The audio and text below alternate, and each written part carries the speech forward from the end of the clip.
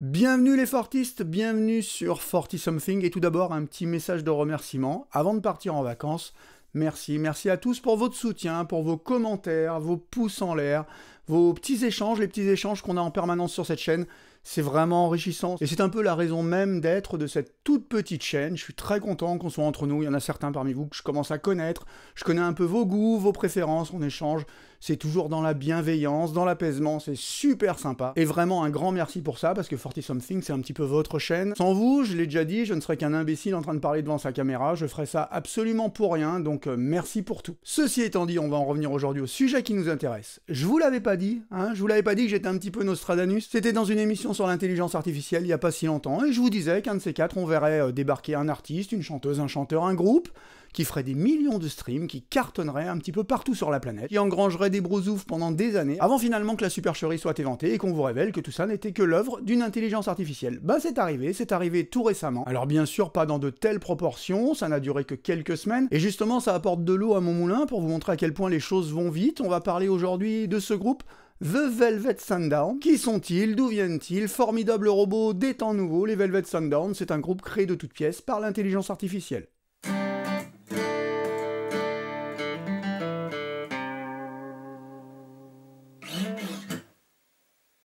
Alors au moment où je tourne cette émission, vous avez peut-être déjà entendu parler, ce groupe sorti de l'ombre qui a explosé mi-juin à peu près, donc il y a quelques semaines, et au moment où j'ai commencé à m'intéresser à eux, ils en étaient à quelque chose comme 300 000 streams mensuels sur Spotify. Maintenant ils en sont à 1 200 000. Au moment où je tourne cette émission, je pense quand vous la découvrirez, ils en seront à quelque chose comme 2 millions. C'est absolument faramineux comme succès. On parle de 3 albums. Alors pour l'instant il n'y en a que 2, hein. Depuis mi-juin il y a 2 albums, il y en a un troisième qui arrive bientôt. Un single, un carton plein Dust on the Wind, pardon, et la supercherie n'aura pas mis si longtemps que ça à être éventée. Ceci dit, quand on écoute Dust on the Wind, on est un petit peu comme dans des chaussons. Je vais pas vous la placer ici, sans doute pour des problèmes de copyright, je veux pas me faire striker l'émission, mais allez y jeter une oreille, de toute façon c'est ce que tout le monde fait en ce moment. On a affaire à quoi? On a affaire à un son magnifique, très bien enrobé, une production de haute volée. Forcément, on a cette voix caractéristique, un peu éraillée, quelque part entre Ray La Montagne et les Kings of Leon. Vous voyez, ce genre de rock un petit peu posé, mid-tempo, très agréable à écouter. Un peu de guitare acoustique, un peu de guitare électrique, une grosse ambiance un petit peu éthérée. Bref, on ne peut pas s'empêcher, quand on écoute ce groupe pour la première fois, de se dire « mais j'ai déjà entendu ça quelque part, ça me rappelle quelque chose ». Bah c'est le principe du truc, hein, ça vous rappelle quelque chose, vous êtes bien, c'est confortable. On commence à se pencher sur le groupe et on se rend compte qu'au niveau des paroles, ça rappelle des choses qu'on a déjà lues, qu'on a déjà vues, qu'on a déjà entendues, donc on est en territoire conquis. Quand on se penche un petit peu sur le groupe, quand les gens commencent à douter de leur authenticité, il faut savoir qu'on a quelques photos à notre disposition. Les questions se posent vite quand même, parce que quand on veut se renseigner sur ce groupe émergent qui explose un peu partout, on va fureter un petit peu pour trouver leur bio. On voit leur bio Spotify, qui a l'air d'être écrite elle aussi par l'intelligence artificielle. On vous parle, je vous laisse la lire, mais c'est absolument incroyable. On parle d'un groupe qui tente de faire du moderne avec du classique, en faisant bouger les lignes. Enfin bon, bref, on vous pond un texte, pour le coup, écrit par un ordinateur. Et il y a ces photos, toujours les 3, 4, 5 mêmes photos qui tournent du groupe, des photos qu'on dirait vraiment, là encore, construites par une intelligence artificielle. Ça saute aux yeux. Alors bien entendu, aujourd'hui, les gens disent « ouais, c'est trop de l'intelligence artificielle ». Ouais, d'accord, mais la moitié des groupes utilisent cet outil, donc forcément, quand vous voyez des affiches de concerts aujourd'hui, des affiches de festivals, voire certaines affiches de films, vous dites que l'intelligence artificielle y a bien participé, donc là, ça choque pas au premier abord. Par contre, quand on creuse un peu, quand on écoute le morceau, qu'on se dit, il y a un truc avec cette prod, qu'est-ce qui est authentique, qu'est-ce qui ne l'est pas, on sent, l'oreille humaine sent, l'oreille du musicien, si vous jouez un petit peu d'un instrument, sent qu'il y a des choses derrière. Après, vous avez cette bio un petit peu qui passe partout, et puis quand vous allez creuser, bah, vous trouvez rien sur le groupe. Leur Insta, il n'y a rien du tout, c'est un groupe tout récent qui vient d'exploser, il n'y a vraiment rien sur eux, il n'y a pas de Wikipédia, il n'y a pas une carrière annoncée, ils viennent pas tous de groupes différents. Vous commencez à avoir des doutes, vous tombez sur ces photos, et là, vous vous dites... ouais, mais il y a un truc qui va pas, ces photos presque trop parfaites, je veux dire, il y en a 3, hein. Regardez-moi ça, vous voyez ces têtes impeccables, ces effets un petit peu floutés, un petit peu surannés, un petit peu sépia, bref, vous vous dites, il y a quand même quelque chose. Et là, sans parler même des noms des membres du groupe, hein, je vous laisse juger, mais Gabe Farrow, Lenny West, attends, franchement, qui s'appelle Lenny West, Milo Raines, Orion Rio Del Mar, voilà, ça c'est le nom des 4 musiciens du groupe. Vous avouerez quand même qu'il y a de quoi se poser des questions, franchement on dirait que ce sont des noms sortis d'un western, c'est absolument dingue, ou sortis d'une mauvaise série B, enfin bon bref. Voilà, le groupe ne va pas tarder à réagir, le groupe, hein, je mets ça entre parenthèses, en disant « il paraît que nous ne sommes qu'une intelligence artificielle », tout ça, en rigolant, en essayant de démonter un peu le truc, parce que pendant un bon moment, les gens n'en sont pas sûrs. Les journalistes, les critiques, les gens qui en parlent n'en sont pas sûrs, ne sont pas sûrs que c'est une intelligence artificielle. On a ce groupe qui explose, qui sort des albums surgis de nulle part, qui lui-même semble sorti de nulle part. On a ce groupe distribué par un petit label DistroKid, et on a donc des doutes, et quand je vous ai dit que la supercherie n'avait pas mis longtemps à être inventée, c'est parce que tout récemment, quand même, le groupe, alors je pense que la personne ou les personnes à l'origine du groupe se sont un peu exprimées, sous le nom du groupe, en disant qu'ils faisaient appel, oui, à l'intelligence artificielle pour les aider à créer des nouveautés, à créer de nouveaux morceaux, enfin bon bref, encore des déclarations à double niveau de lecture, vous pouvez en tirer ce que vous voulez. Le fait est que pour moi, c'est une personne, ou deux personnes, ou quelques personnes, ou un groupe de personnes, peut-être un groupe de personnes qui travaillent chez Spotify, qui a inventé ce groupe, qui l'a monté de toutes pièces, c'est pas très dur aujourd'hui. Ça nous amène beaucoup de remises en question et beaucoup de réflexions. En premier lieu, il faut savoir qu'il y a des plateformes qui refusent ce genre de groupe aujourd'hui, et on va les citer en premier. Par exemple, des services de streaming comme Deezer, un peu plus propres que Spotify dont on va parler, bah eux, ils ne les mettent pas en avant. Donc résultat, ils ont quelque chose comme 450 abonnés, ou très très peu sur Deezer. Par contre, sur Spotify, vous l'avez compris, ça cartonne. Et c'est pas étonnant, et là, il y a quelque chose que j'avais pas vu venir, c'est le cynisme de ces services, de certains services de streaming, dont Spotify. Alors Spotify, c'est pas propre, hein. Il faut bien qu'on se le dise. Dernièrement, il y a eu un petit short de Florent Garcia. Florent Garcia, c'est un gros youtubeur français qui a révélé la supercherie. Spotify, c'est pas si propre que ça. Voilà, vous savez que quand vous êtes abonné à Spotify, quand vous faites du stream sur Spotify, bah, vous encouragez l'armement militaire. Je vous la fais courte, mais c'est ça, hein, son PDG investit dans les drones militaires. Donc c'est un scandale, on sait en plus que c'est une plateforme qui offre un niveau d'écoute très bas, et là pour le coup, pour avoir fait dernièrement des essais avec ma compagne entre différents services, je peux vous dire qu'on l'entend à l'oreille, hein, comme ça, il n'y a pas besoin d'être un gros mélomane. Franchement, vous mettez un CD, puis vous mettez Qobuz par exemple, ou vous mettez Spotify, vous n'avez pas du tout la même qualité, ni d'échantillonnage, ni la même qualité d'écoute chez vous, tranquille, enfin vraiment, ça s'entend à l'oreille. Hein.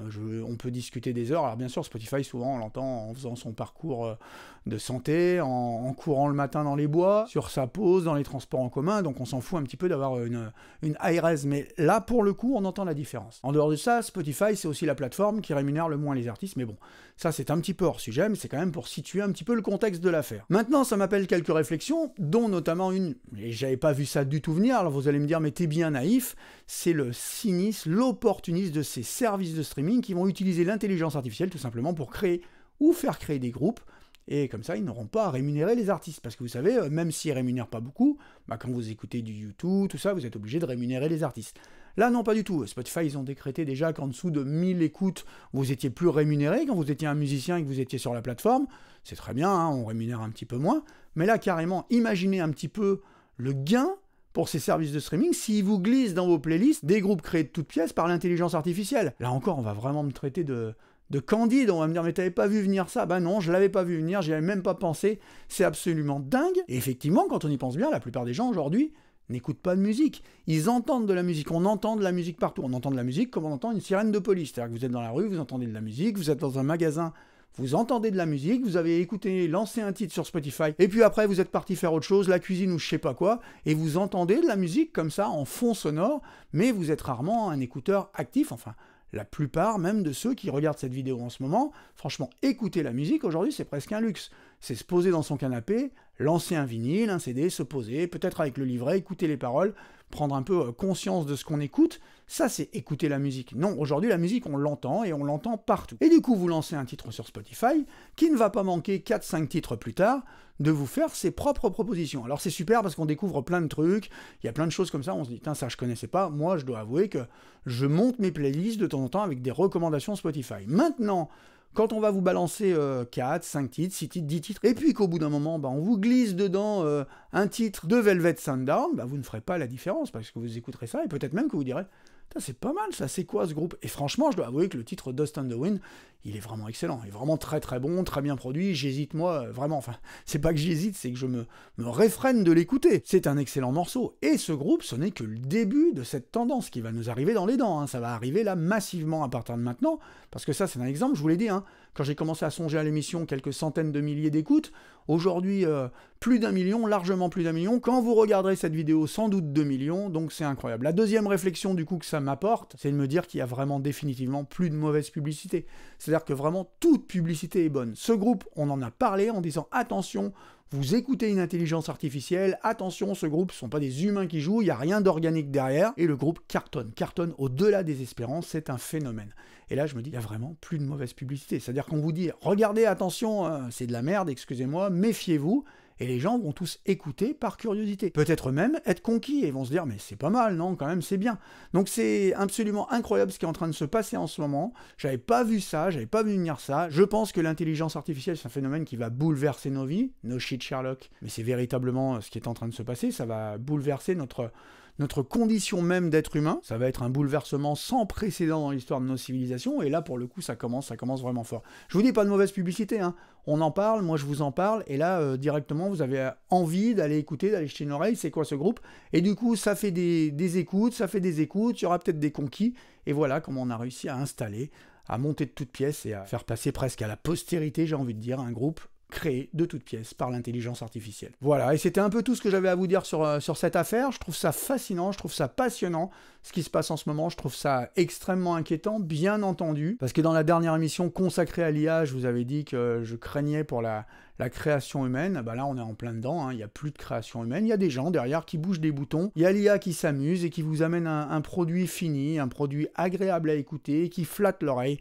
Enfin bon bref, c'est très inquiétant. Vous en pensez quoi? Parce que comme d'habitude, ce sont vos avis qui m'intéressent. Moi, j'ai mon petit avis sur la question, et puis j'y réfléchis encore. Vraiment, c'est un sujet de préoccupation pour moi, mais aussi de réflexion permanente. Parce que ce qui est en train d'arriver dans la musique, ça arrivera aussi dans le cinéma, ça arrivera un petit peu dans tous les domaines qui nous intéressent, ça arrivera forcément dans la lecture, dans le roman. Bientôt, il y aura plus de gens qui reliront la prose d'un auteur en disant change ci, change ça. Il y aura l'IA qui arrivera et qui dira non, réécris ça, je peux te le réécrire pour toi. Enfin, il y a plein de choses qui vont arriver et qui vont bouleverser notre existence même. N'hésitez donc pas à laisser un petit commentaire, un petit pouce comme d'habitude, parce que ça me fait très plaisir. Et moi, je vous dis forcément à la prochaine. Ça sera pas tout de suite parce que là, je pars en vacances, donc on se reverra pas avant mi-août, je pense.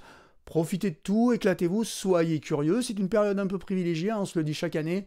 Le téléphone arrête de sonner, on est un peu moins sollicité, le travail est un petit peu en stand-by, tout le monde est parti, tout le monde est aux abonnés absents. Alors c'est pas forcément le cas à 100% pendant le mois de juillet, il reste du monde, mais par contre en août, c'est vide de vide, faut en profiter, faut reprofiter des villes, aller prendre un verre en terrasse quand il y a moins de monde. Et c'est sur ces bons mots que je vous dis comme toujours, à la prochaine, pas avant mi-août donc, sur cette même chaîne.